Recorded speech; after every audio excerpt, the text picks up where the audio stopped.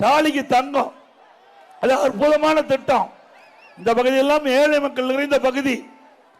அந்த ஏழை குடும்பத்தில் பிறந்த பெண் திருமண வயது அடைகின்ற பொழுது பொருளாதார தடையின் காரணமாக திருமணம் தடைபடுகிறது.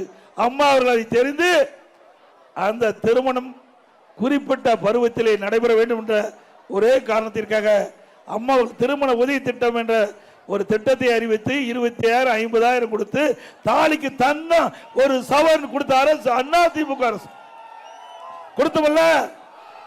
6 லட்சம் பேர் கொடுத்தோம். 6 லட்சம் பேருக்கு கொடுத்தது.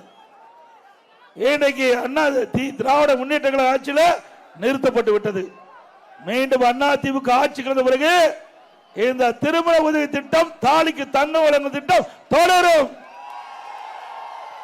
இப்ப கூடுதலா அந்த திருமண உதவி திட்டத்தில் பயன்பெறுகின்றவர்களுக்கு மணப்பெண்ணுக்கு அற்புதமான பட்டு சேலை, மணமகனுக்கு பட்டு வேசி, அதுவும் கூடுதலா கொடுக்கப்படும்.